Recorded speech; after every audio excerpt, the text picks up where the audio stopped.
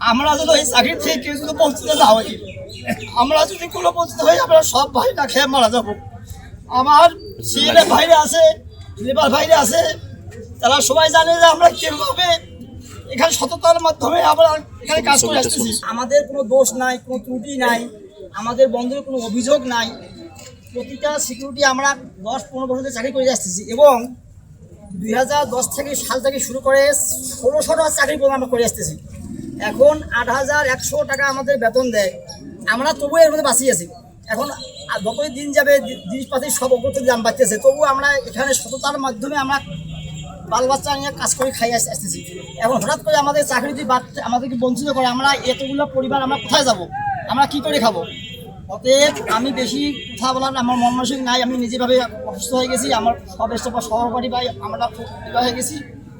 Chairman সাহেব মহোদয়ের পথে আমার খুব আবেদন, আমরা যদি ওই চাকরি থেকে কেউ যদি বঞ্চিত না হই, আমরা যদি কোনো বঞ্চিত হই, আমরা সব ভাই না খেয়ে মারা যাবো। আমার সিএনএ ভাইরা আছে, লেবার ভাইরা আছে, তারা সবাই জানে যে আমরা কিভাবে এখানে সততার মাধ্যমে আমরা এখানে কাজ করে আসতেছি। আমাদের উদ্ধত কর্মকর্তা হিসাব আছেন, ট্রাফিক পরিদর্শক স্যাররা আছে, আমরা কিভাবে বন্দরটাকে মেনটেন করি সেটা আল্লাহ ছাড়া আমাদের কেউ জানে না, স্যাররা জানেন।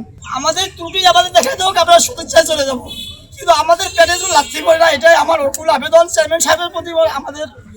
আমার জোরালো আবেদন, আমরা তো চাকরি থেকে বঞ্চিত না হয়, আমরা পুনরায় থাকতে পারি। শিয়া বাটার ও ভিটামিন ই সমৃদ্ধ লিলি হালাল বিউটি সোপ, তারুণ্যময় উজ্জ্বল ত্বকের জন্য।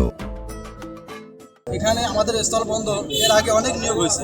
এখানে বিভিন্ন কোম্পানি যখন পায় 2 বছর পর পর কোম্পানির টেন্ডার হয়, তখন আমাদের সবাইকে রাখে, কারণ আমরা এখানে দক্ষতার সাথে কাজ করতেছি এবং সবাই আমাদের এখানে কোনো সমস্যা নেই, কেউ কোনো কারো নামে সিটি নেই বন্দরে। এখানে যিনি পরিচালক আছে, যে পরিচালকে আসুক, যে সময় আসুক, উনি আমাদের রাখে, কারণ আমরা এখানে দক্ষতার সাথে কাজ করে আসতেছি। কিন্তু এই কিছুদিন যে রিসেন্ট যে ঘটনা ঘটতেছে দেখতেছি, আমাদের নতুন কোম্পানি পাইছে, রেডিসন কোম্পানি, এটা আমরা জানি, কিন্তু বিগত আমরা আল আরাফাত কোম্পানির মাধ্যমে কাজ করে আসতেছি। এখন দেখা যাচ্ছে যে নতুন একটা কাগজ আমরা হাতে পেয়েছি, সেখানে 32 জনের একটা লিস্ট আছে, সেখানে আমাদের কোনো এখানকার কোনো সিকিউরিটি লিস্ট নেই, সব নতুন।